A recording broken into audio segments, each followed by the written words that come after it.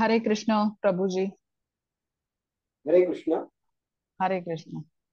एक मिनिट ना. हो हो, करा सावकाश करा.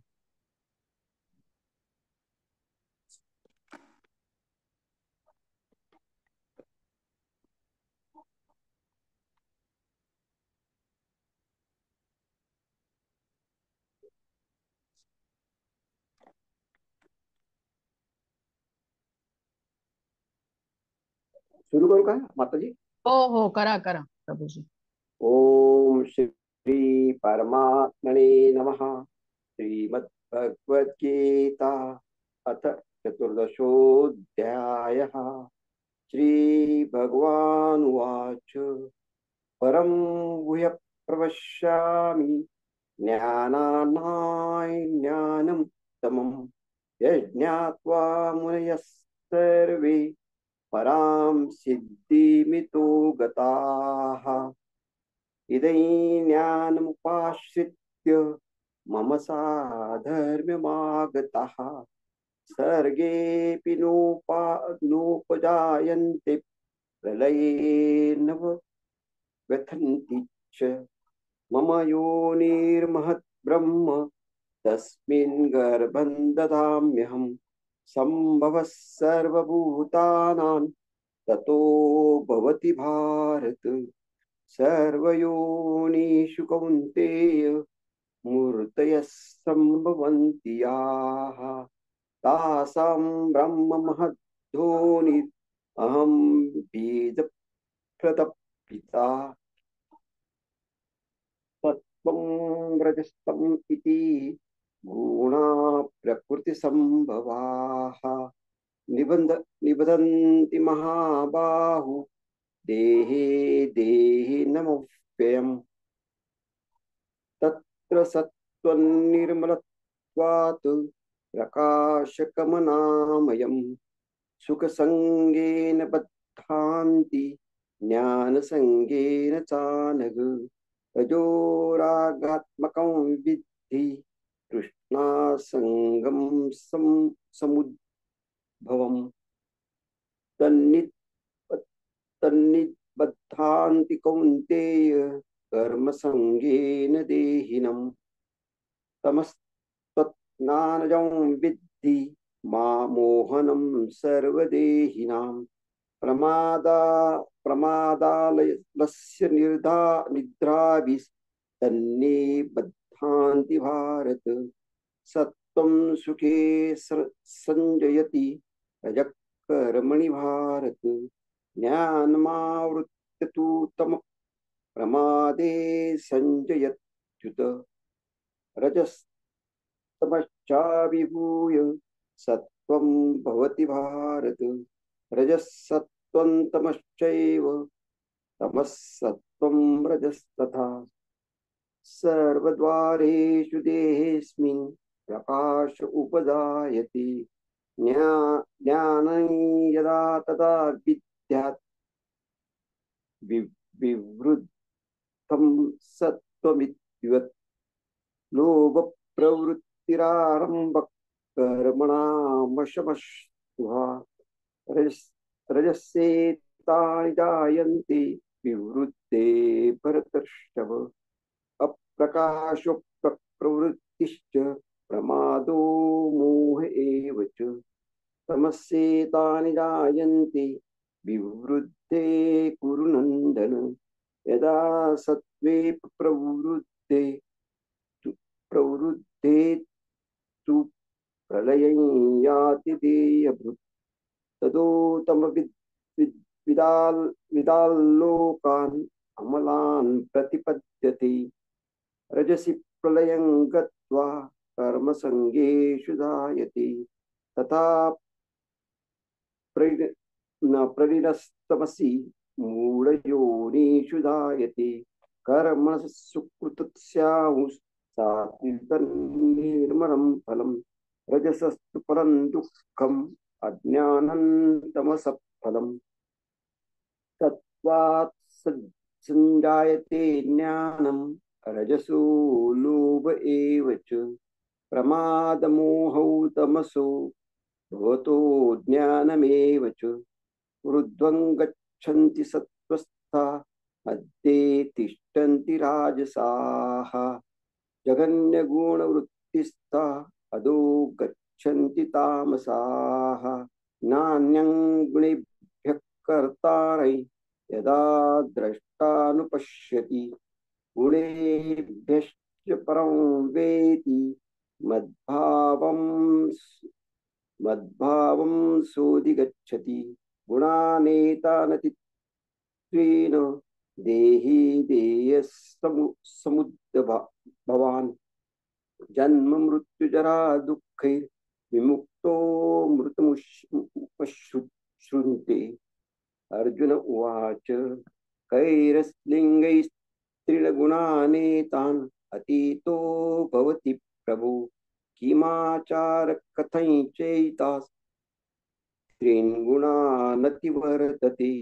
श्रीभगवानुवाच प्रकाशञ्च प्रवृत्तिञ्च मोहमेव च पाण्डव न द्वेष्टि समप्रवृत्तानि न निवृत्तानि काङ्क्षति उदासीनवदासीनो गुणैर्यो न विचालयति गुणा वर्तन्त इत्येव योऽवतिष्ठति नेङ्गते समदुःखसुखस्वस्थ समलोष्टाश्मकाञ्चन तुल्यप्रिया प्रियो धीरस्तुल्यनिन्दात्मसंस्तुति मानापमानयोस्तुल्यस्तुल्यो मित्रारिपक्षयोः सर्वारम्भपरित्यागी गुणातीतः स उच्यते माञ्च यो व्यभिचारेण भक्तियोगेन सेवति स गुणान् सम्मति तैतान् ब्रह्मभूयाय कल्पते ब्रह्मणो हि प्रतिष्ठाहम् अमृतास्याव्यस्य च शाश्वतस्य च धर्मस्य सुखस्यैकान्तिकस्य च ॐ तत्सदिति श्रीमद्भगवद्गीतासु उपनिषत्सु ब्रह्मविद्यायां योगशास्त्रे श्रीकृष्णार्जुन संवादे गुणत्रय विभाग योगो नाम चतुर्दशोऽध्यायः। ओम श्री कृष्णार्पणमस्तु। हरे कृष्ण। हरे कृष्ण. सुरू करूया आपण. हरे कृष्ण, सर्वांचं स्वागत आहे. धन्यवाद प्रभूजी, खूप छान झालेला आहे आपला श्लोक पठण. ऍक्च्युली खरं तर 5 मिनिटं आहेत आणि काही डिवोटीज जॉईन होतील. बरं ठीक आहे, आपण करूया स्टार्ट. तर हरे कृष्ण, सर्वांचं स्वागत आहे. श्री श्री राधा गोविंद इस्कॉन मंगळुरू तर्फे चालवला जाणारा 18 दिवसात भगवद्गीता समजून घ्या या उपक्रमाचा आज आपला 14वा दिवस आहे आणि आपण गुणत्रय विभाग योग किंवा त्रिगुणमय माया असं या आजच्या अध्यायाचं नाव आहे. तर आपण सुरुवात प्रथम मंगलाचरणने करूया. ओम अज्ञानतिमिरान्धस्य ज्ञानाञ्जनशलाकया चक्षुरुन्मिलितं येन तस्मै श्रीगुरवे नमः. श्रीचैतन्यमनोभीष्टं स्थापितं येन भूतले स्वयं रूप कदा मह्यं ददाति स्वपदान्तिकं. हे कृष्ण करुणा सिन्धो दीनबन्धो जगत्पते गोपेश गोपिका कान्त राधा कांत नमोस्तुते. तप्त कांचन गौरांगी राधे वृंदावनेश्वरी वृषभानुसुते देवी प्रणमामि हरिप्रिये. नमः ओम विष्णुपदाय कृष्ण पृष्ठाय भूतले श्रीमते भक्तिवेदांत स्वामी इति नामिने. नमस्ते सारस्वते देवे गौरवाणी प्रचारिणे निर्विशेष शून्यवादी पाश्चात्य देशतारिणे. जयो श्री कृष्ण चैतन्य प्रभु नित्यानंद श्री अद्वैत गदाधर श्रीवासादि गौर भक्त वृंद. हरे कृष्णा कृष्ण कृष्ण हरे हरे हरे राम राम राम हरे हरे. हरे कृष्ण. सर्वात प्रथम आपण श्रीला अरे प्रभुपाद यांना साष्टांग प्रणाम करूया, ज्यांनी आपल्यासाठी भगवद्गीता एवढ्या साध्या आणि सोप्या शब्दात आपल्याला समजावून सांगितली. आज आपण भगवद्गीतेचं अध्ययन करू शकतो हे श्रीला प्रभुपादांनी आपल्याला एवढ्या सोप्या शब्दात समजून सांगितली आहे भगवद्गीता, त्यामुळेच करू शकतोय. श्री श्री राधा गोविंद इस्कॉन मँगलोरचे अध्यक्ष नामानिष्ठदास प्रभूजी यांना सादर प्रणाम, ज्यांच्या प्रयत्नामुळे हा उपक्रम शक्य झाला. त्यांनी स्लाइड्स बनवल्या आणि आपल्याला ही संधी दिली भगवद्गीता शिकण्याची.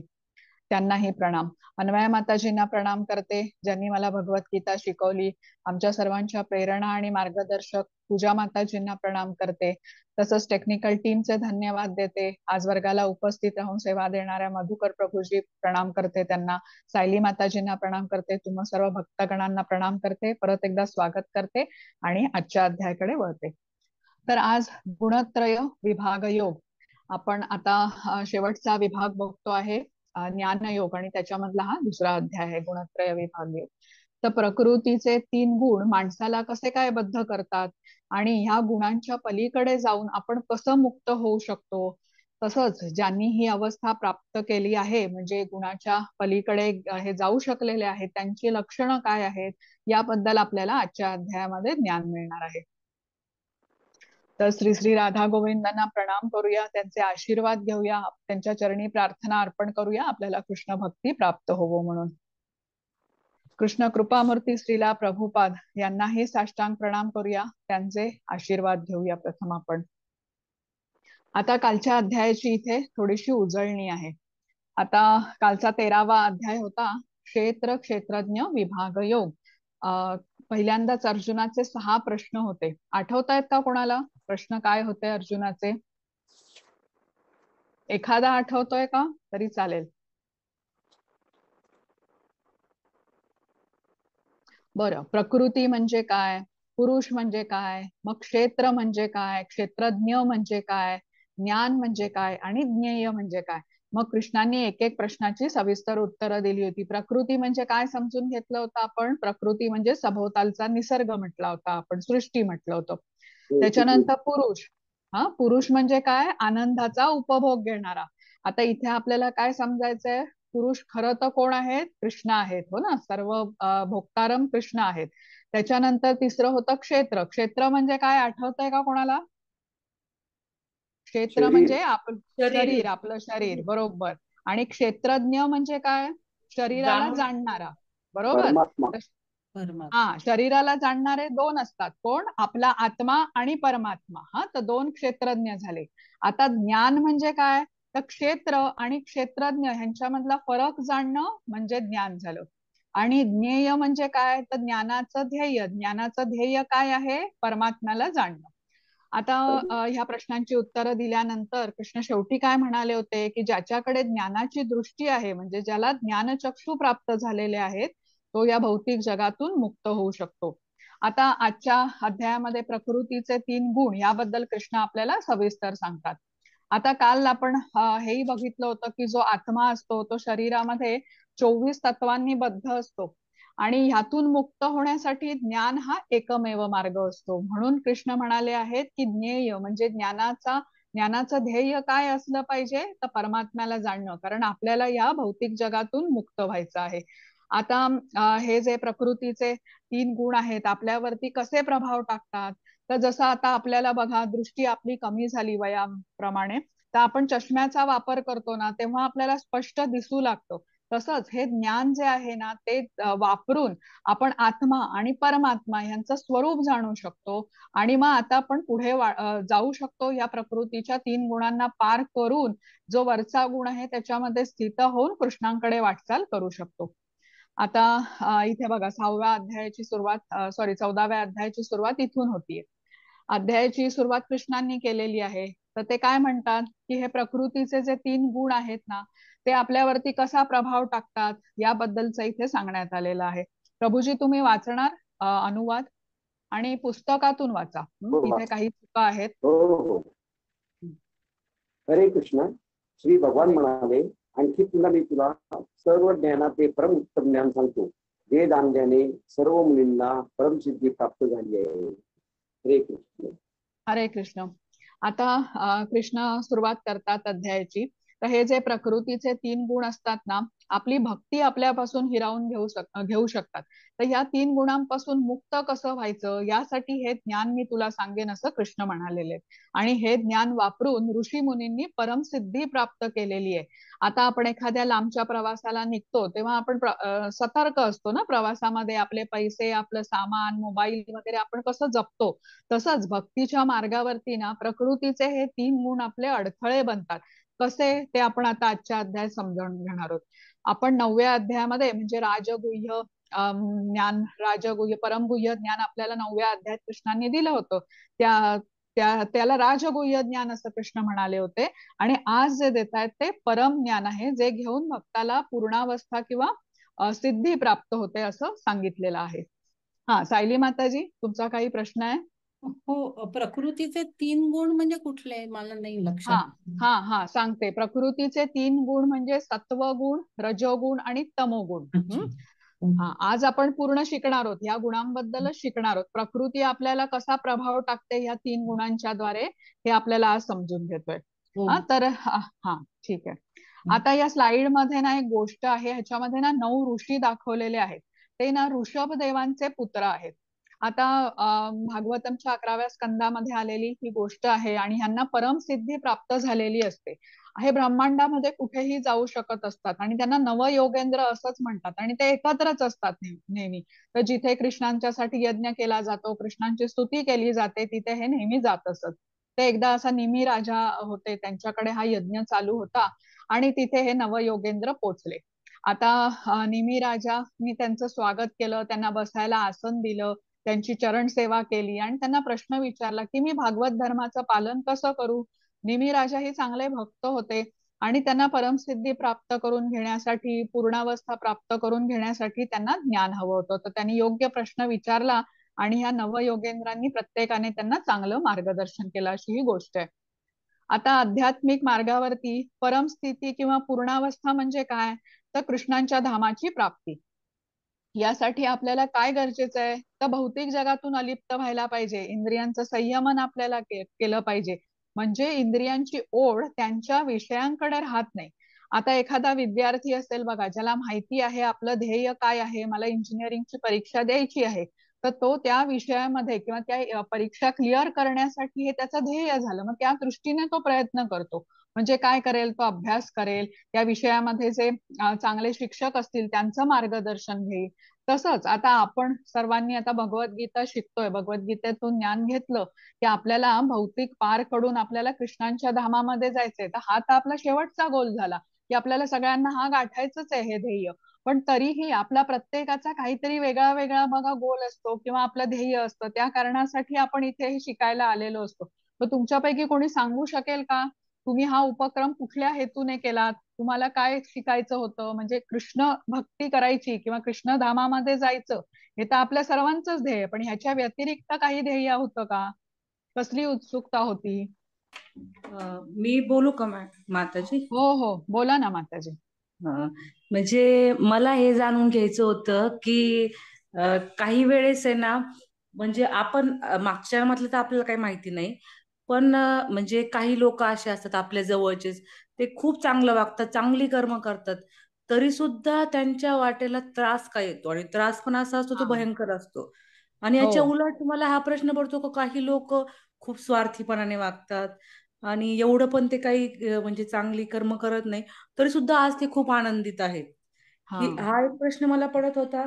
आणि मी एक होमिओपॅथिक डॉक्टर आहे. माझं जे आहे ना, म्हणजे मानसिक म्हणजे रित्या जेव्हा माणूस डिस्टर्ब होतो ना, त्यावेळेसच हो तो फिजिकली काहीतरी प्रॉब्लेम येतात. हो, आणि मग मला असं वाटत होतं की जर मी हे नॉलेज घेतलं तर मला पेशंटला काउन्सिल करायला आणखीन सोपं जाईल. खूप आणि छान माताजी. आणि हम्म. मनशांती आणि खरं कशामध्ये आनंद आहे. आणि आणखीन एक गोष्ट म्हणजे माझ्या मुलांनी हा क्लास जॉईन केलेला, तो इंग्लिश मधनं करतो, थर्ड टाइम. त्याच्यामध्ये मला जरा बदल दिसत आहेत. आणि मग ह्याच्यामध्ये बदल का होत आहे, असं तो काय शिकतोय हे हम्म. मला पाहायचं होतं. त्यामुळे मी हा क्लास जॉईन केला. खूप छान माताजी, मला हा तुमचा पॉइंट तर खूपच आवडला. तुम्ही मला आधी तर सांगितलंच होतं त्याबद्दल पण आपण घेतलेल्या ज्ञानाचा वापर इतरांपर्यंत हा लाभ कसा देऊ शकतो ही कृष्ण भावना आहे.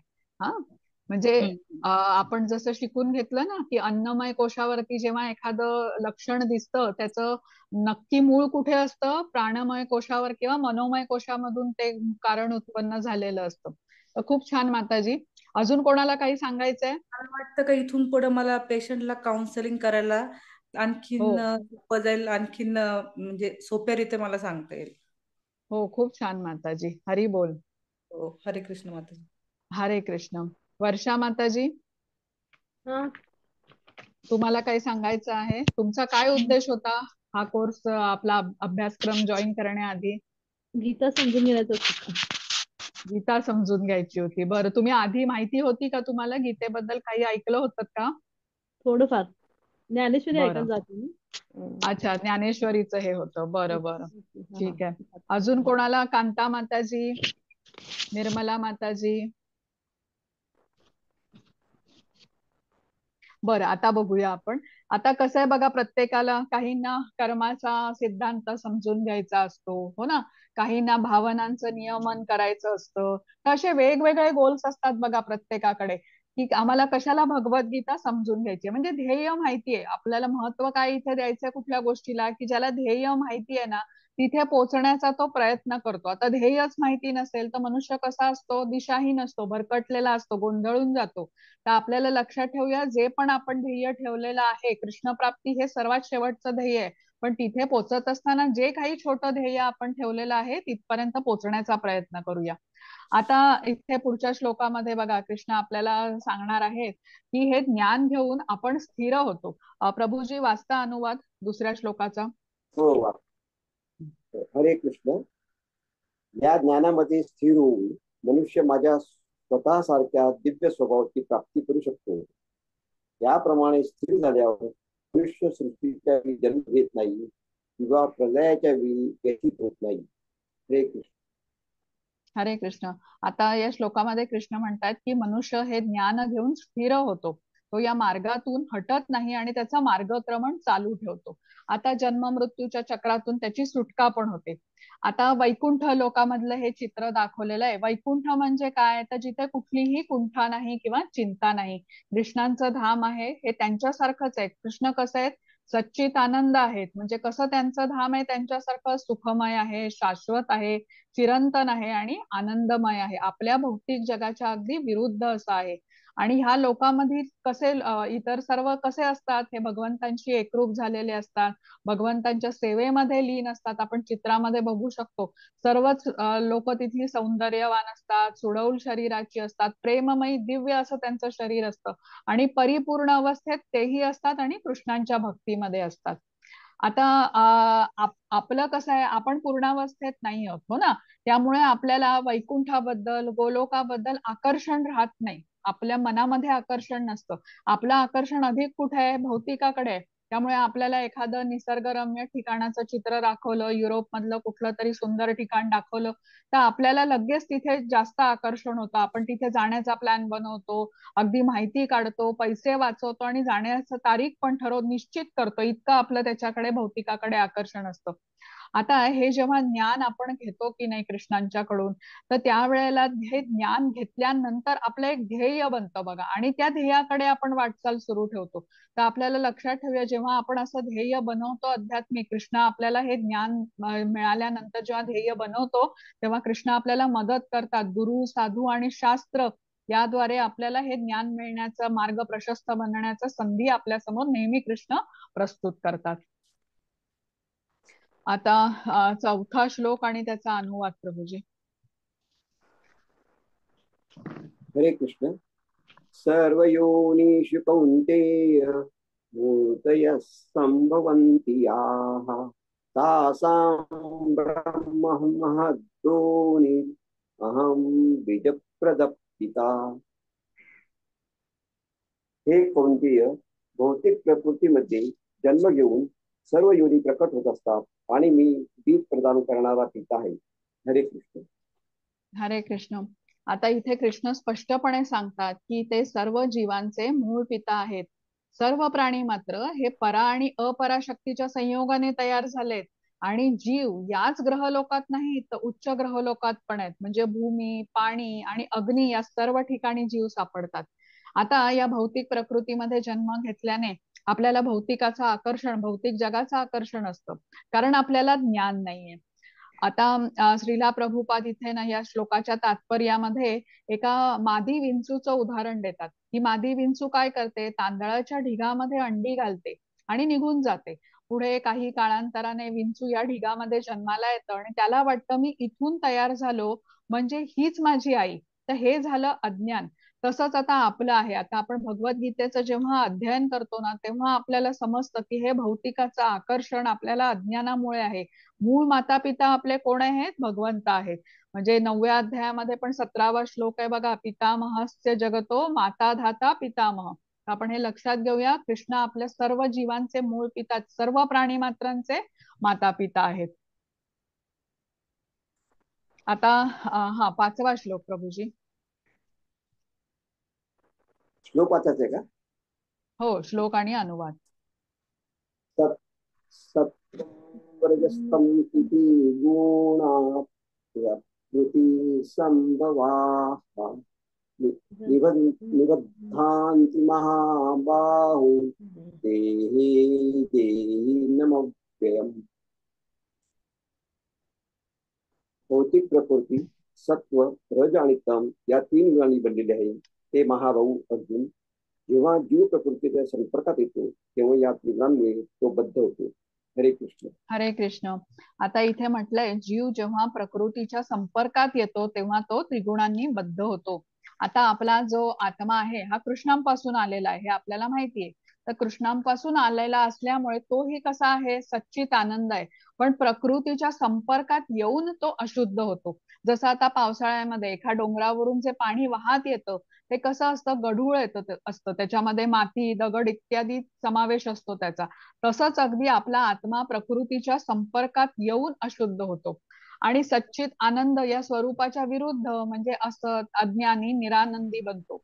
आता एखादा आपली नैसर्गिक स्थिती कशी असते बघा, आपली निरोगी अवस्था असते ना, पण आपल्याला काही दुखणं झालं किंवा रोग झाला तर तो रोग नियंत्रित करतो आपण काय खाणार, आपण कसं राहणार, आपली ऍक्टिव्हिटी काय असणार. उदाहरणार्थ आता काहींना डायबिटीस असतो, ऍसिडिटीचा त्रास असतो, मग अशा लोकांना काही पथ्य पाळावी लागतात. किंवा आता ज्या व्यक्तीला आर्थरायटिसचा त्रास आहे त्या माणसांना सर्व हालचाली करता येत नाही. किंवा अगदी साधा नेहमीचा आपला ताप येतो बघा कधीतरी आपल्याला, मग सकाळी उठून आपण नेहमीची ती कामं करू शकतो का, नाही करू शकत. म्हणजे आता हा ताप ठरवतो ही व्यक्ती काय काम करणार आणि काय नाही करणार. तर लक्षात घेऊया, तसंच हे जे 3 गुण असतात ना ते आपल्याला बद्ध करतात, प्रभाव टाकतात आपल्यावरती, आपलं नियंत्रण करतात.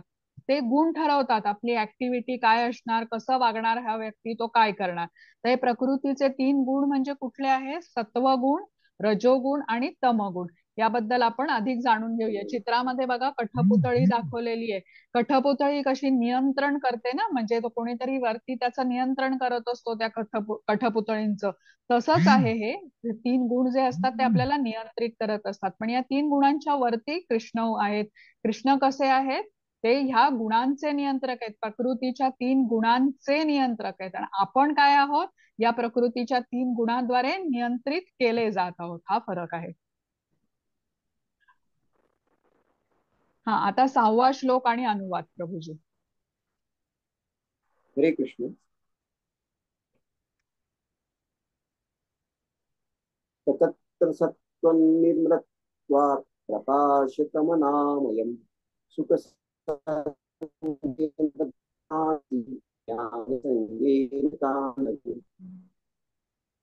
हे अनक अर्जुना, सत्व इतरांपेक्षा निर्मळ त्यावेळी प्रकाशमयी आहे आणि हे सत्व गुणामध्ये स्थित आहे ते सुख आणि ज्ञानाच्या भावनेने बद्ध होतात. हरे कृष्ण. हरे कृष्ण. सत्वगुण हा पहिला म्हटला जातो. चांगुलपणाचा हा गुण आहे. आता या गुणामधला माणूस कसा असतो, स्वतःचा विकास करू शकतो, तो शास्त्रांचं अध्ययन करतो, तो नीतिमूल्य जाणतो. यामुळे तो कसा म्हटला गेलाय, तो सुज्ञ असतो, बुद्धिमान असतो आणि चुकीची कर्म न केल्याने त्याचं आयुष्य पण फार सुखाचं असतं.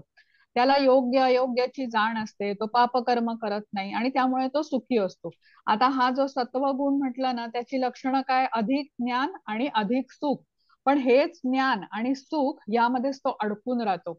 आता या गुणांमुळे वारंवार तसं शरीर धारण करतो आणि अधिक ज्ञान आणि अधिक सुख मिळत राहतं, पण तो कृष्णांच्या प्राप्तीकडे मात्र जाण्याकडे प्रगती करत नाही. आता बहुतेक हे जे वैज्ञानिक असतात, संशोधक असतात, डॉक्टर असतात, हे ह्या प्रकारात असतात बघा. ते बुद्धिमान असतात, भौतिक सुखात असतात, आनंदी असतात, पण ते कृष्णांकडे आकर्षिले जात नाहीत. हा झाला सत्वगुण, चांगुलपणाचा गुण. आता आपण रजोगुण बघूया. 7वा श्लोक प्रभूजी आणि त्याचा अनुवाद. हरे कृष्ण. रजोरागात्मकं विद्धि कृष्णासङ्गसंभवम् तन्निबध्नाति कौन्तेय कर्मसंगेन देहिनम्. हे कोणत्या असंख्य वासना आणि महत्वाकांक्षामुळे रजोगुण उत्पन्न होतो आणि यामुळे देहधारी जीव सकाम कर्माशी बांधला जातो. हरे कृष्ण. हरे कृष्ण. असंख्य वासना, महत्वाकांक्षा ही रजोगुणाची प्रमुख लक्षणं म्हटली जातात. महत्वाकांक्षा गाठण्यासाठी हा व्यक्ती कसा असतो, महत् प्रयास करत असतो, कठीण परिश्रम करत असतो आणि कर्मफळावर अत्याधिक आसक्त असतो तो. आता परिश्रम करून मनाजोगं फळ मिळालं तर तो आनंदी, आणि नाही मिळालं फळ तर तो क्रोधित होतो, दुःखी होतो. स्त्री पुरुष यांच्या आकर्षणामधला जो गुण आहे ना, कारण आहे, हे ते रजोगुण आहे. तसंच रजोगुणाची जेव्हा वाढ होते ना, तेव्हा मनुष्याचा कल कुठे असतो, भौतिक गोष्टींचा उपभोग घेण्याची त्याला खूप इच्छा असते, इंद्रिय उपभोग घेण्याची त्याला खूप इच्छा असते. मान, प्रतिष्ठा, पत्नी, घर अशी ह्याला खूप अशी म्हणजे लालसाच असते त्याला. आधुनिक जगामध्ये आपल्याला ना रजोगुणाचं प्राबल्य सापडतं. आता आपण सत्वगुणी म्हटला, कसा होता तो, बुद्धिमान होता, सुखामध्ये होता, ज्ञानामध्ये होता, पण त्यालाही कृष्णांच्या प्रती आकर्षण नव्हतं. तर रजोगुणाबद्दल तर बोलायलाच नको. रजोगुणी व्यक्ती कसा सकाम कर्मामध्ये बद्ध झालेला असतो आणि त्याचं मन पण स्थिर नसतं. सुख, दुःख, मान, प्रतिष्ठा, हे हवं ते हवं अशामध्येच ते अशांत आणि अस्थिर मन असतं त्याचं. तर आता आपण तमोगुणाबद्दल जाणून घेऊया. आता 8वा श्लोक आणि त्याचा अनुवाद प्रभूजी.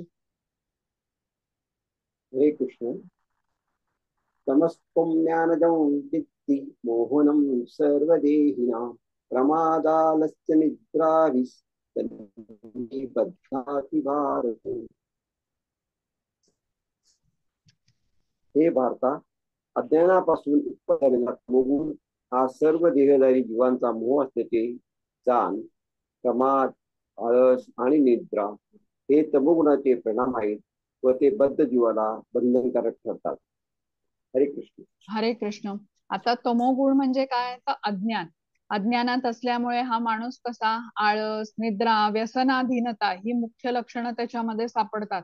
आजकालच्या तुम्ही जगामध्ये बघितलं तर एंटरटेनमेंटचं ऍडिक्शन असतं ना, तासन तास टीव्ही, तासन तास सोशल मीडिया, सारखं सारखं व्हॉट्सअप बघणं, फेसबुक बघणं, असं काही ना काहीतरी या लोकांना लागतं. आता तमोगुणात ही व्यक्ती प्रगती करू शकत नाही, अधोगतीच्या दिशेनेच तो जातो, दुःखी असतो, मादक पदार्थांच्या आहारी गेलेला असतो. आता हे जे 3 गुण आहेत की नाही, हे आपल्याला कसे बद्ध करतात हे बघूया. 3 गुणांची आपण लक्षणं बघितली त्या माणसांची, आता ते कसे बद्ध करतात हे आपल्याला कळेल. आता 9वा श्लोक आणि त्याचा अनुवाद प्रभूजी. हरे हरे कृष्ण. सत्वं सुखे संजयति रजः कर्मणि भारत ज्ञानमावृत्ति तु तमः प्रमादे संजयति.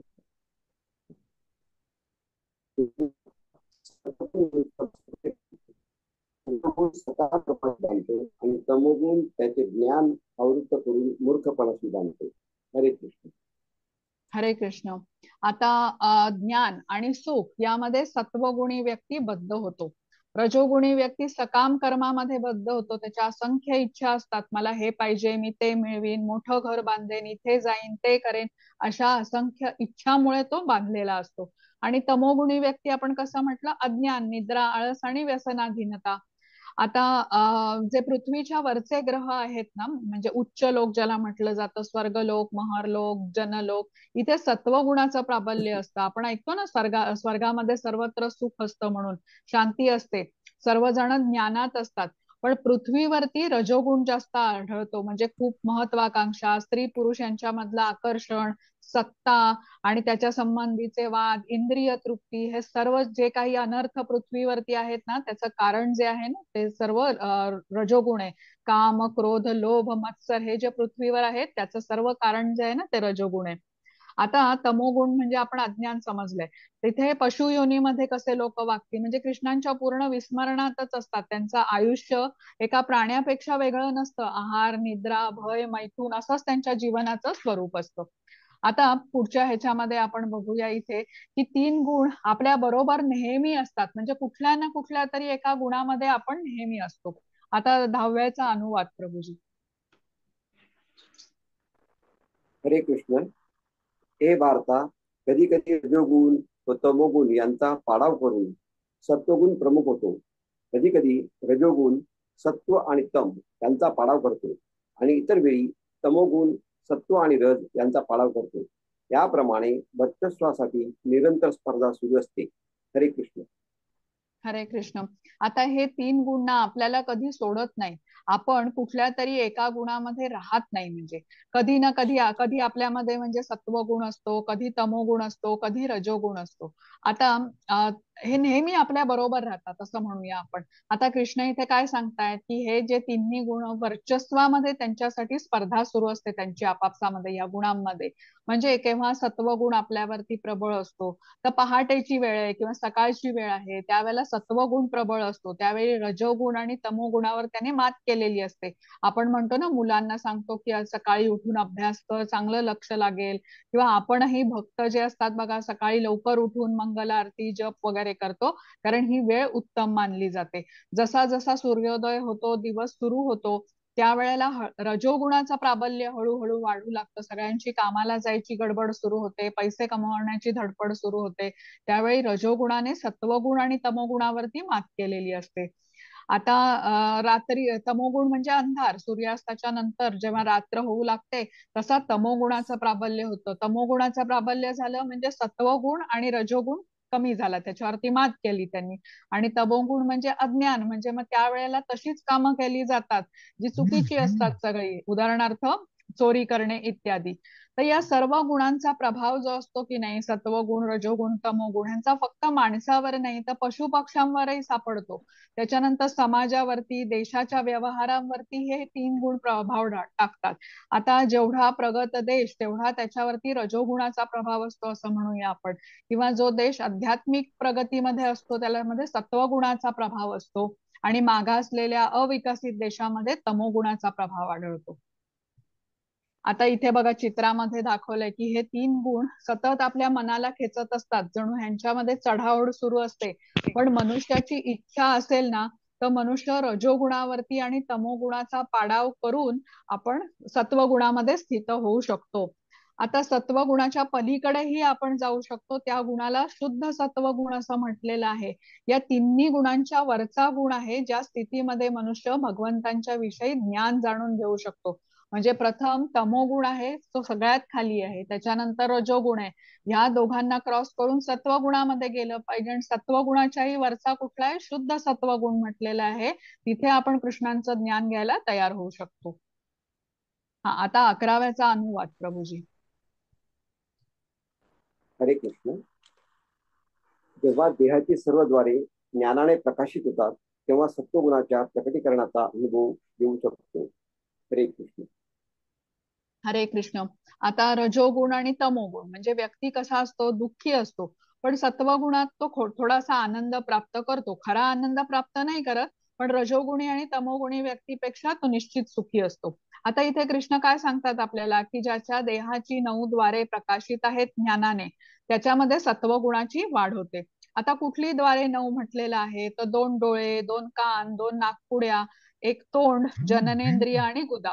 आता प्रत्येक द्वार ज्या वेळेला ज्ञानाने प्रकाशित होते, म्हणजे सत्वगुणाचं त्याच्यामध्ये लक्षण आहे. आणि सत्वगुणाची वाढ झाली असं म्हणूया.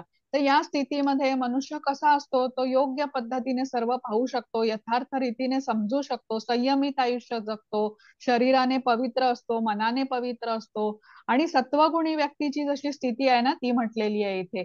आता 9 द्वारे प्रकाशित झाली आहेत म्हणजे त्याला ज्ञानप्राप्ती झाली आहे असं समजूया. त्यामुळे सत्वगुणी व्यक्ती कसा विचारपूर्वक निर्णय घेतो, त्याला क्लॅरिटी असते, योग्य अयोग्य समजण्याची त्याला जाण असते आणि त्याप्रमाणे तो वागतो, चुकीच्या गोष्टी करत नाही, पापकर्म करत नाही. आणि त्या कारण त्याची 9 द्वारे आता प्रकाशित झालेली आहेत, इंद्रिय संयमित आहेत आणि तो सुखाने शांतीने जगत असतो. आता 12वा अनुवाद प्रभूजी. हरे कृष्ण. हे भरतर्षभ, जेव्हा रजोगुणामध्ये वृद्धी होते तेव्हा अत्यधिक आसक्ती, सकाम कर्म, महत् प्रयास, अनियंत्रित इच्छा आणि लालसा इत्यादी लक्षणे उत्पन्न होतात. हरे कृष्ण. हरे कृष्ण. आपण म्हटलं ना, आधुनिक जगामध्ये रजोगुण खूप प्रबळ आहे सर्वत्र. माझं घर, माझा पैसा, माझं कुटुंब, माझी गाडी, माझी पत्नी, माझी मुलं, माझं माझं माझं, हा जो आहे ना, हा रजोगुण आहे. धृतराष्ट्र बघा, आता त्याला आपल्या पुत्रांची किती आसक्ती होती. महत् प्रयास, लालसा, अनियंत्रित इच्छा, हे सर्व रजोगुणाची मुख्य लक्षण आहेत. आता इथे एक आपण गोष्ट समजून घेऊया की एकदा ना देवतांची सभा सुरू होती आणि देवतांचे गुरु म्हणजे कोण, बृहस्पती, त्यांनी या सभेमध्ये प्रवेश केला. सर्व आदराने उठून उभे राहिले, बृहस्पतींना त्यांनी प्रणाम केला. पण इंद्राने काय केलं, विचार केला की मी रोजच, बृहस्पती तर रोजच येतात आणि मी रोज त्यांना प्रणाम करतो, आज मी नाही केला तर काय होणार, अशा विचाराने इंद्राने उठून प्रणाम केला नाही. तर बृहस्पतींना ते बरोबर वाटलं नाही, बृहस्पतींनी इंद्राला शाप दिला. आता या बृहस्पतींच्या शापामुळे इंद्राला डुकराचं शरीर मिळालं. आता ते डुक्कर बनून इंद्र जगू लागला, त्याचा मोठा परिवार पण होता, पत्नी मुलं असा. आता ब्रह्मदेव एक दिवस भेटायला गेले इंद्राला आणि ते बघून त्यांना अतिशय दया आली, ज्या प्रकारे इंद्र आपल्या परिवाराबरोबर राहत होता. त्यांनी इंद्राला आठवण करून दिली, काय करतोयस तू, तू स्वर्गाचा राजा आहेस, इथे मलमूत्र खातोयस, चल बाहेर पड इथून. पण इंद्र म्हणाला नाही, आता तो डुकराच्या शरीरात होता, त्याला तिथेच आनंद होता. तो म्हणाला, मी आणि माझा परिवार इथे अतिशय आनंदित आहोत, आम्ही मजेत आहोत, खूप इथे खायला आहे, सगळा आनंदी आनंद आहे. आता ब्रह्मदेवाला काहीतरी करणं भाग होतं. रजोगुणात आहे ना आता हा इंद्र, तर त्यांनी काय केलं, रजोगुण म्हणजे माझं माझं असतं बघा सगळं, तर त्यांनी त्याचा परिवार नष्ट केला प्रथम. आता परिवार नष्ट झाल्यामुळे इंद्राला आता दुःख झालं आणि इंद्र म्हणाला मलाही जगायचं नाही. मग त्यावेळेला त्यांना परत घेऊन गेला. आता ब्रह्मदेव त्याला घेऊन जातात इंद्राला. त्यावेळेला त्याला समस्त स्वर्ग लोकांमध्ये पोचल्यावरती की मी तर स्वर्गाचा राजा होतो, पण मी काय करत होतो.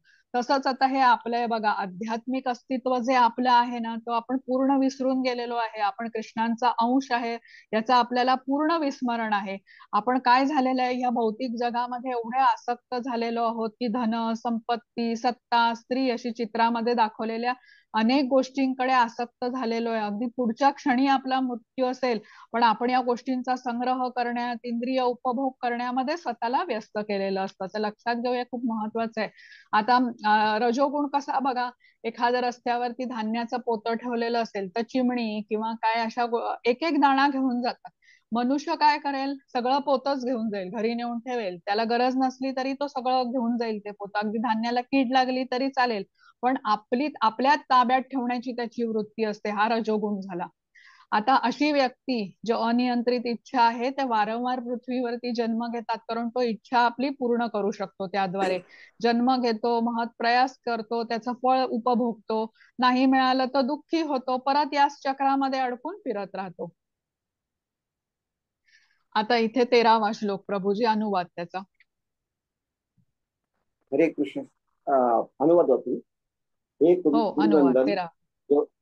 हे कुरुनंदन, जेव्हा तमोगुणामध्ये वृद्धी होते तेव्हा अंधकार, निष्क्रियता, मूर्खपणा आणि मोह हे प्रकट होतात. हरे कृष्ण. हरे कृष्ण. आता तमोगुणी व्यक्ती एक ह्या चित्रामध्ये दाखवलेला आहे. ड्रग ऍडिक्ट आहे तो, कुठल्याही नियमांचं पालन करत नाहीत. हे जे तमोगुणी असतात ते आपल्या मर्जीने, लहरीने वागतात. त्यांच्यामध्ये क्षमता असते काम करण्याची, पण त्यांना परिश्रम करायचे नसतात. आता हा माणूस कसा आहे, सशक्त आहे, पण त्याला मेहनत करायची नाहीये, नशा करण्यात त्याला तो मग्न आहे. हेच झालं अज्ञान. आणि या अज्ञानाच्या अंधकारामध्ये त्याने केलेली ही सगळी कार्य आहेत. आता श्रीमद भागवतम मध्ये ना अशा लोकांचं वर्णन द्विपाद पशु म्हणजे दोन पायांचे पशु असं केलं जातं. पशुवत जीवन हे जगत असतात. आहार, निद्रा, भय, मैथून हेच त्यांच्या जीवनाचं स्वरूप असतं. कृष्णांच्या पूर्ण विस्मरणात असतात असे लोक. दारू पिण्यात, नशा करण्यात दिवस मागून दिवस घालवत असतात. त्यांना कुठे कसलीही शुद्ध नसते म्हणायला हरकत नाही. आता एखादा दारू पिणारा असेल बघा, तो ठरवतो आजपासून मी दारूचा एक थेंब पिणार नाही, असं मोठा अगदी प्रतिज्ञा केल्यासारखं करतो. दुसऱ्याच दिवशी आपण त्याला बघू तो परत पित असतो. मग आपण त्याला विचारलं, अरे का तू काल तर म्हणाला होता दारू आजपासून तू बंद केली? लगेच सांगतो, मी कुठे म्हटलं मी दारू बंद केली, मी तर पर्टिक्युलर ब्रँडची दारू पिणार नाही असं म्हटलं होतं. असं त्यांचं जीवन असतं. आता आपण थोडक्यात समजून घेऊया की सत्वगुण कसा, रजोगुण कसा आणि तमोगुण कसा. आता जो व्यक्ती सक्रिय आहे पण संतुष्ट आहे तो झाला सत्वगुणी, म्हणजे ऍक्टिव्ह अँड सॅटिस्फाईड. जो सक्रिय आहे पण जो संतुष्ट नाही तो झाला रजोगुणी, म्हणजे ऍक्टिव्ह अँड डिससॅटिस्फाईड. आणि जो सक्रिय पण नाही आणि संतुष्टही नाही म्हणजे इनऍक्टिव्ह आणि डिससॅटिस्फाईड तो झाला तमोगुणी. आता 14व्याचा अनुवाद प्रभूजी. हरे कृष्ण. जेव्हा मनुष्याचा सत्वगुणामध्ये मृत्यू होतो तेव्हा तो महर्षीच्या उच्चतर पवित्र ग्रह लोकांना प्राप्त होतो. हरे कृष्ण. हरे कृष्ण. आतापर्यंत आपल्याला कृष्णांनी ना 3 गुणांबद्दल सांगितलं, त्यांची लक्षणं आपण सांगितली. तर आपल्याला समजलं असेल बघा की आपल्यामध्ये कुठला गुण प्रबळ आहे किंवा जे आपले कुटुंबीय आहेत त्यांच्यामध्ये कुठला गुण आपल्याला प्रबळ दिसतो. आता कृष्ण यापुढे आपल्याला ह्या गुणांमध्ये असलेल्या माणसाचं भविष्य काय आहे, भवितव्यात त्याच्याबरोबर काय होणार आहे हे इथे आपल्याला सांगितलंय. सत्व गुणामध्ये मृत्यू आला तर हा व्यक्ती उच्च लोकांमध्ये जातो असं सांगितलेलं आहे. आता इथे एक गोष्ट आहे ती आपण समजून घेऊया. ब्रह्मदेवांचे पुत्र होते दक्ष प्रजापती आणि ब्रह्मदेवांनी त्यांना सांगितल्याप्रमाणे ते गृहस्थाश्रमामध्ये प्रवेश करतात. 10,000 मुलांचे पिता बनतात. आता त्यांना उत्तम शिक्षण संस्कार वगैरे देतात आणि मुलांची जेव्हा गृहस्थाश्रमामध्ये प्रवेश करण्याची वेळ येते तेव्हा दक्ष प्रजापती त्यांना सांगतात की तुम्ही नारद मुनींकडे जाऊन आता आशीर्वाद घ्या. मग सर्व हे त्यांचे पुत्र नारद मुनींकडे जातात. मग नारद मुनी त्यांना समजवतात की जीवनाचं ध्येय काय आहे आणि परमेश्वराची प्राप्तीच जीवनाचं ध्येय आहे असं ज्ञान देतात त्यांना. आणि हेही सांगतात की तुम्ही सर्वजण संन्यास घ्या आणि या मार्गामध्ये तुमची चांगली प्रगती होईल. आता जीवन मृत्यूच्या चक्रातून पण तुम्ही सुटका होईल तुमची. आता नारद मुनींकडून हे असं ज्ञान घेतल्यावरती शुद्ध भक्त आहेत नारद मुनी, त्यांच्या साधू संघाचा त्यांच्या वाणीचा प्रभाव या 10,000 मुलांवरती होतो आणि त्यांना अगदी नारद मुनींचं म्हणणं पटतं. ही दक्ष प्रजापतीची सर्व मुलं प्रजापतीकडे परत जातात आणि गृहस्थाश्रमामध्ये प्रवेश करायला नकार देतात, संन्यास घेतात आणि ते वनात निघून जातात. आता दक्ष प्रजापतीला हे काही त्यांचं वागणं आवडत नाही, पण कालांतराने त्यांना 5,000 मुलं होतात. मग त्यांनाही उत्तम शिक्षण देतात, ते संस्कार देतात आणि गृहस्थाश्रमामध्ये प्रवेश करण्यापूर्वी नारद मुनींचा आशीर्वाद घ्यायला पाठवतात. नारद मुनी परत त्यांना ज्ञान देतात की तुमच्या जीवनाचं ध्येय काय आहे, परमेश्वराची प्राप्ती आहे आणि ती नाही केली तर तुमचं जीवन व्यर्थ आहे. आता नारद मुनी त्यांना सांगतात की तुमच्या मोठ्या भावांचा आदर्श तुम्ही आपल्या समोर ठेवा. त्याप्रमाणे सर्व ही मुलं पण संन्यास घेतात. आता मात्र दक्ष प्रजापती अतिशय क्रोधित होतात आणि ते नारद मुनींना शाप देतात की ब्रह्मांडामध्ये राहायला तुम्हाला आता कुठलं एक ठिकाण नसेल, तुम्ही सारखे भ्रमण करत राहाल. आता श्रीला प्रभुपाद होते ना, ते मजेने असं आपल्या शिष्यांना म्हणत होते की जसा नारद मुनी एकसारखे भ्रमण करत असतात ना, तसंच मी पण अमेरिका, कधी फ्रान्स, कधी जर्मनी, कधी भारत असं मी भ्रमण करतोय. पण मला आता वृंदावनामध्ये जाऊन स्थित व्हायचं आहे. तर ह्या पुढे माझा जो कृष्ण भक्तीचा जो प्रसार आहे ना, ते तुम्ही मला या कार्यामध्ये मदत करा आणि मी जाऊन आता वृंदावनामध्ये स्थित होतो असं ते गमतीने सांगत असत.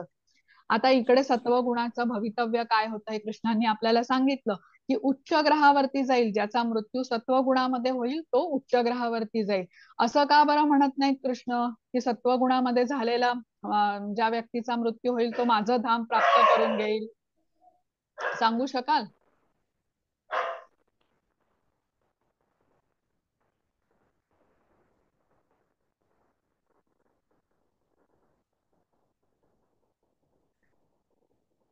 सत्वगुणामध्ये ज्याचा मृत्यू होईल तर तो कृष्णाचं धाम का बरं प्राप्त करून घेणार नाही? मध्ये कृष्ण अजून म्हणतात ना टप्पे बऱ्याच ठिकाणी. हा सांगा माताजी. मध्ये अजून टप्पे आहेत. तिथपर्यंत पोचायला. बरं, आता बघा खूप ठिकाणी कृष्ण म्हणतात नाही ह्याला माझ्या धामाची प्राप्ती होईल असं खूप श्लोकामध्ये म्हटलंय, पण इथे हो. तसं म्हणत नाही. कृष्ण आधी काय म्हणत होते, प्रकृतीच्या 3 गुणांच्या जो वरती असेल म्हणजे जो शुद्ध सत्व गुणात असेल तो माझी प्राप्ती करू शकेल आणि तो ज्ञान प्राप्त करेल. हा, मला 1च मिनिट द्या हा जरा.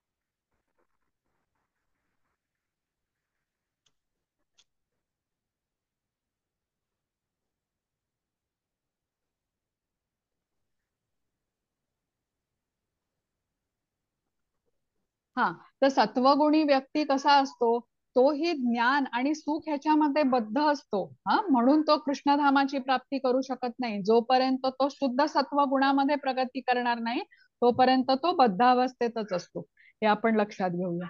आता 15व्या श्लोकाचा अनुवाद प्रभूजी. हरे एक जेव्हा विचारायचं होतं मनुष्याचा हा माताजी की सांगा. उच्चतर पवित्र ग्रहलोकात आपण तो प्रवेश करतो असं म्हटलंय. हो म्हणजे परत मनुष्याचा जन्म येतो का, असं हो आहे का? हो, हे आता मी पुढच्या ह्याच्यात तुम्हाला समजवते. आहे ते आपल्याला पुढच्या श्लोकात आपण बघू, तेव्हा बरोबर. मी तुम्हाला समजवते माताजी. थँक्यू. हरे कृष्ण. हरे कृष्ण. जेव्हा मनुष्याचा रजोगुणामध्ये मृत्यू होतो तेव्हा तो सकाम कर्मामध्ये संलग्न झालेल्या मनुष्यात जन्म घेतो, आणि जेव्हा तमोगुणामध्ये मृत्यू होतो तेव्हा तो पशु योनीमध्ये जन्म घेतो. हरे कृष्ण. हरे कृष्ण. आता इथे म्हटलंय की रजोगुणात ज्याचा मृत्यू होतो तो सकाम कर्मात संलग्न झालेल्या मनुष्यात म्हणजे पृथ्वीवरती परत जन्म घेतो. आता रजोगुण आपण काय म्हटलं, असंख्य इच्छा, महत्वाकांक्षा आणि ती पूर्ण करण्यासाठी धडपड, म्हणून त्या इच्छांची पूर्ती करण्यासाठी त्याला इथे वारंवार जन्म घ्यावा लागतो. अमर्यादित इच्छा असतात त्या पूर्ण होत नाहीत म्हणून तो परत पृथ्वीवरती जन्माला येतो. आणि जो तमोगुणी असतो ना तो मृत्यू पाहून पशुचा जन्म घेतो. आता ही सर्व ना धोक्याची सूचना किंवा इशारा इथे कृष्णांनी दिलेला आहे सर्व तमोगुणी व्यक्तीसाठी. आणि आता इथे कृष्ण स्वतः सांगतायत. आता बघा हा, कृष्णाने आपल्याला मनुष्याचं शरीर दिलंय. आपण काय केलं, पशुसारखा त्याचा आहार, निद्रा, भय, मैथून मध्येच फक्त वापर केला. हा, म्हणजे कृष्णाबद्दल आपण काही स्मरण केलं नाही. आता आपण बघितलं तर जे पशु असतात ना ते आहार, निद्रा, भय, मैथून हे अधिक चांगलं आपल्यापेक्षा करू शकतात. हत्ती बघा आता केवढं खातो, आपण खाऊ शकतो का हत्ती एवढं? अजिबात खाऊ शकणार नाही. गाय, म्हैस हे दिवसभर चरत असतात. आपण फार फार तर अर्धा तास भोजन करू शकतो, त्यानंतर आपण नाही करू शकणार.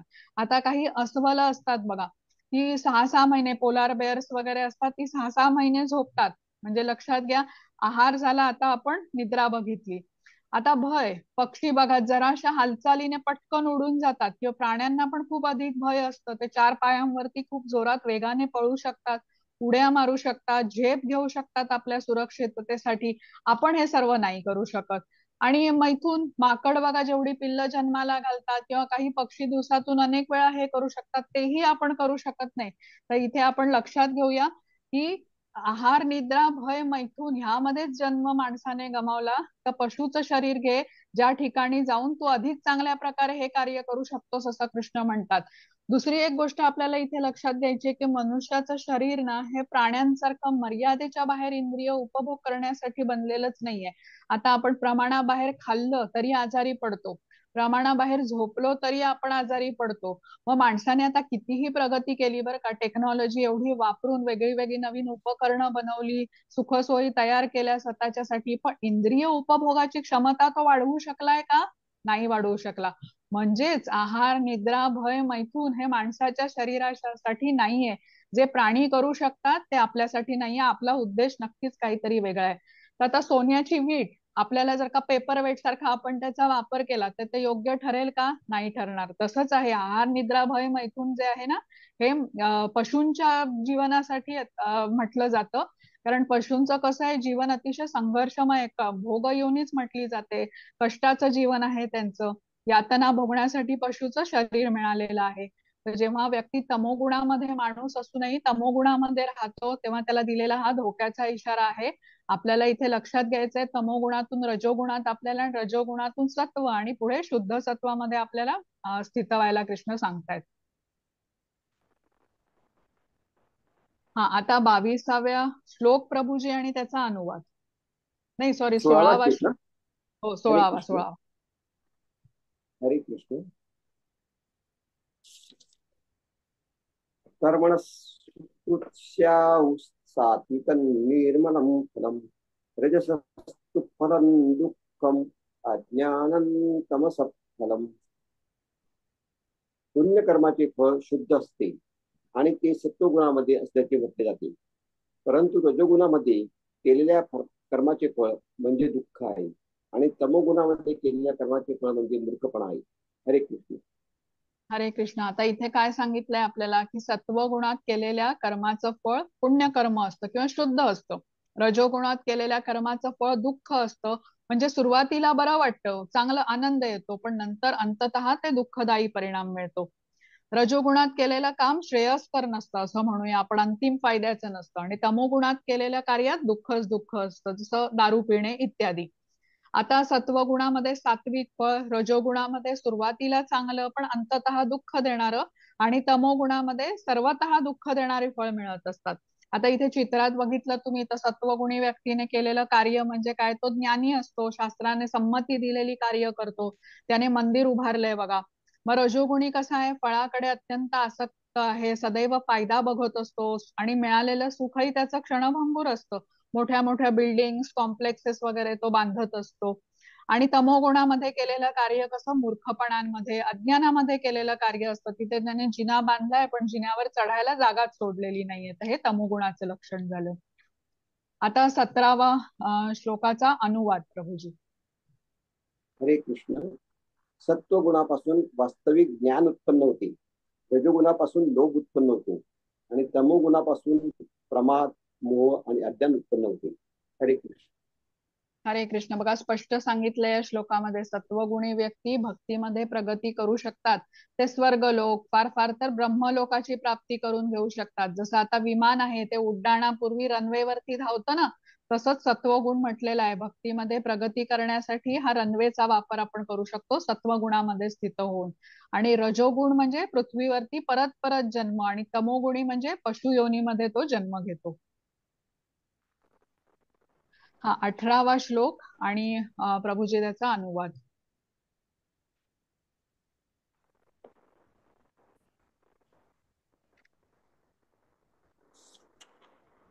श्लोक 18. ऊर्ध्वं गच्छन्ति सत्त्वस्था मध्ये तिष्ठन्ति राजसाः जगन्मूलवृत्तिस्था अधो गच्छन्ति तामसाः. सत्वगुणी मनुष्य क्रमशः ऊर्ध्वगतीने उच्चतर लोकांमध्ये जातात. रजोगुणी मनुष्य पृथ्वी लोकात वास करतात आणि जे निंद तमोगुणात स्थित आहेत त्यांचे नरक लोकात पतन होते. हरे कृष्ण. हरे कृष्ण. आता कृष्णांनी आपल्याला आतापर्यंत ज्ञान दिलंय 3 गुणांबद्दल, हे आपण समजून घेतलं आणि आपल्यामध्ये योग्य तो बदल केला तर आपली प्रगती होईल. कोणाला वाटेल ना की आपल्या पुढला जन्म प्राण्याचा आपल्याला मिळावा, किंवा आपल्याला वारंवार पृथ्वीवरती जन्म घेऊन जन्म मृत्यू जरा व्याधीच्या चक्रामध्ये पडून राहावं. आता इथे म्हटलेलं आहे ना की पुण्यकर्म संपली की स्वर्गातून आपल्याला पृथ्वीमध्ये यावं लागणार, म्हणजे हे चक्र परत सुरू होणार. म्हणजे आपण रजोगुणामध्ये केलेली कर्म, त्याचं फळ जरी पुण्यफळ मिळालं तरी आपल्याला फार फार तर स्वर्ग प्राप्ती होऊ शकते. मग हे पुण्य कर्माचं फळ संपलं तर आपल्याला परत पृथ्वीवरती यावं लागणार. म्हणजे पुण्य संपली की आपली तिथून हकालपट्टी होणार. स्वर्गलोक हा कसा आहे, तात्पुरतं स्थान आहे. म्हणजे सत्वगुणातून आपली प्रगती शुद्ध सत्वगुणाकडे झाली तर मात्र आपण कृष्ण भक्ती करू शकतो आणि कृष्णधामामध्ये जाऊ शकतो. तर या 3 गुणांपासून म्हणजे तमोगुण, रजोगुण आणि सत्वगुण यापासून आपल्याला प्रगती करून शुद्ध सत्वगुणामध्ये जायचंय. आता 7व्या अध्यायामध्ये कृष्ण म्हणालेत ना की मया अध्यक्षेण प्रकृती, प्रकृती कशी आहे कृष्णांच्या अध्यक्षतेखाली ही चालते, पण ही पार करणं ही त्यांना शरणागत गेल्याशिवाय आपल्याला ही शक्य नाहीये. दुस्तर प्रकृती आहे ही, म्हणजे आपल्याला सहजपणे हा भवसागर तरून जाता येत नाही कृष्णांच्या आपल्या स्वबळावर कृष्णांच्या मदतीशिवाय.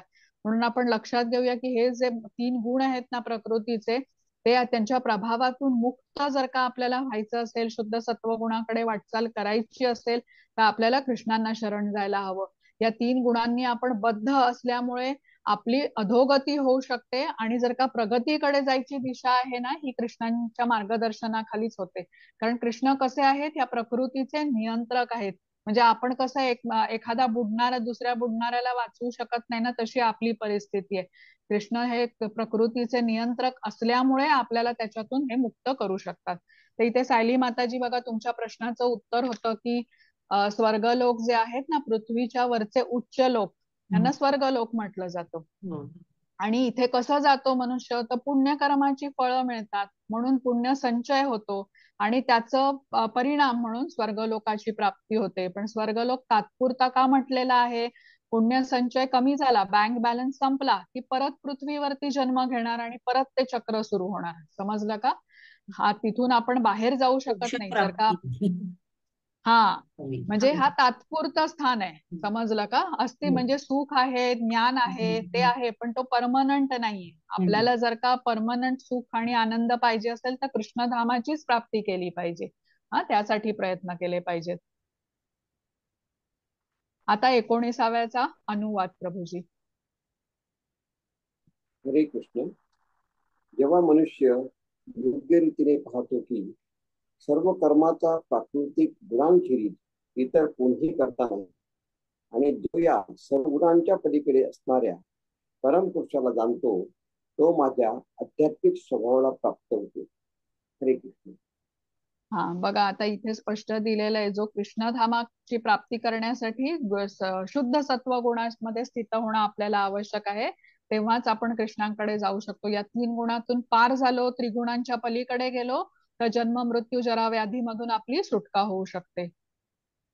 20व्याचा अनुवाद प्रभूजी. हरे कृष्ण. जेव्हा देहधारी जीव भौतिक शरीराशी संबंधित या त्रिगुणांच्या पलीकडे जाण्यास समर्थ होतो, तेव्हा तो जन्म मृत्यू जरा आणि त्यापासून होणाऱ्या दुःखातून मुक्त होऊन या जीवनात अमृताचा उपभोग घेऊ शकतो. हरे कृष्ण. हरे कृष्ण. तर या 3 गुणांचं ना बंधन आहे, आपल्याला जणू जखडून टाकलंय आपल्याला. तर हे बंधन आपल्याला तोडायचं आहे आणि शुद्ध सत्व गुणामध्ये स्थित व्हायचंय, तर आपली पुढची वाटचाल होऊ शकते. त्रिगुणांच्या पलीकडे जाण्याचा आपल्याला प्रयत्न करायचा आहे. 21व्याचा अनुवाद प्रभूजी. हरे कृष्ण. अर्जुनाने विचारले, हे प्रभू, त्रिगुणांच्या अतीत असणारा मनुष्य कोणत्या कोणत्या लक्षणांनी ओळखला जातो, त्याचे आचरण कसे असते, आणि तो प्राकृतिक गुणांच्या पलीकडे कसा जातो? हरे हरे कृष्ण. आता इथे अर्जुनाचा प्रश्न आहे बघा, की आपल्याला कसं कळेल की आपण 3 गुणातून प्रगती केली आहे आणि त्यांना पार केलाय? तर कृष्ण काय उत्तर देतात हे आपल्याला पुढच्या श्लोकामध्ये कळेल. आता 22 ते 25चा अनुवाद एकत्र आहे प्रभूजी. हरे कृष्ण. श्री भगवान म्हणाले, हे पांडुपुत्र, जो प्रकाश, आसक्ती आणि मोह यांची उपस्थिती असताना त्यांचा द्वेष करीत नाही, किंवा ते नाहीसे झाले तरी त्यांची आकांक्षा करीत नाही, जो त्रिगुणांच्या प्रभावामध्येही अविचलित आणि निश्चल राहतो, आणि केवळ त्रिगुणच सक्रिय आहे ते जाणून उदासीन आणि दिव्य राहतो, जो आत्मस्थित आहे आणि सुख दुःखाला सारखेच मानतो, जो माती, दगड आणि सोन्याकडे समदृष्टीने पाहतो, जो प्रिय आणि अप्रिय यांच्याबद्दल समभाव राखतो, जो धीर आहे आणि स्तुती व निंदा, मान व अपमान याकडे समभावाने पाहतो, जो मित्र आणि शत्रू यांच्याशी वर्तणूक करतो, आणि ज्याने सर्व भौतिक कर्माचा परित्याग केला आहे, त्या मनुष्याला गुणातीत म्हटले जाते. हरे हरे कृष्ण. आता या ह्याच्यामध्ये अर्जुनाच्या प्रश्नाचं कृष्णाने उत्तर दिलंय की जो गुणातीत आहे, 3 गुणाला ज्याने पार केलेला आहे, त्या 3 गुणांच्या प्रभावातून जो मुक्त झालेला आहे त्याची काय लक्षणं आहेत? तर प्रकृतीच्या द्वंद्वातून मुक्त असतो, सुख दुःख मान सन्मान यापासून तो वेगळा असतो, अविचल असतो, माती दगड सोनं ह्या सर्वांना तो समदृष्टीने पाहतो, सर्व काही कृष्णांचंच आहे असं मानतो, स्वामित्वाची भावना त्याच्यामध्ये नसते. जसं आता प्रल्हाद महाराजांचं उदाहरण दिलं जातं बघा, त्यांच्या वडिलांनी अतिशय अत्याचार केले पण ते कसे राहिले? समभावात राहिले. हे आपण समजून घेऊया. आता 26वा श्लोक प्रभूजी आणि त्याचा अनुवाद. हरे कृष्ण. माञ्चयोगविचारेण भक्तियोगेन सेवते सगुणान् समतीत्यैतान् ब्रह्मभूयाय कल्पते. जो मनुष्य सर्व परिस्थितीत एकनिष्ठ होऊन पूर्णतया भक्तीमध्ये संलग्न होतो तो तात्काळ त्रिगुणांच्या पलीकडे जातो आणि ब्रह्मस्तरापर्यंत उन्नत होतो. हरे कृष्ण. हरे कृष्ण. आता त्रिगुणांच्या पलीकडे जाण्याचा मार्ग म्हणजे कृष्ण इथे सांगतात की भक्ती, कृष्ण भावना भावित जीवन जगण्याने हे शक्य आहे. आपल्याला कृष्णांच्या सेवेमध्ये संलग्न राहायला पाहिजे. कृष्णांनी आपल्याला सांगितलंय ना 9व्या अध्यायातला 34वा श्लोक, मन्मना भव मद्भक्त, खूप महत्वाचा होता. माझे मन, आपले मन सदैव माझ्या चिंतनामध्ये युक्त कर, माझा भक्त हो, मला नमस्कार कर, माझे पूजन कर, आणि अशा प्रकारे भक्ती केल्याने तू त्रिगुणांवरती मात करून ब्रह्मस्तरावरती उन्नत होशील. आता ब्रह्मस्तरावरती पोचलं म्हणजे सर्वोच्चामध्ये स्थित जे परमात्मा आहेत ना त्यांना तो व्यक्ती बघू शकतो. मग बाह्य शारीरिक भेद किंवा भिन्नता ही त्याला महत्वाची नसते, तो समदृष्टी तो प्राप्त करतो. जे आपण आधीच्या श्लोकामध्ये लक्षणं बघितली ना ती सगळी त्याच्यामध्ये प्रगट होतात. पण आपल्याला तिथे प्रगती करण्यासाठी मार्ग कुठला आहे? भक्ती हा मार्ग सांगितलेला आहे. आता 27वा श्लोक प्रभूजी आणि अनुवाद त्याचा. हरे कृष्ण. ब्रह्मणो हि प्रतिष्ठाहम् अमृतस्याव्ययस्य च शाश्वतस्य धर्मस्य सुतस्यैकान्तिकस्य च.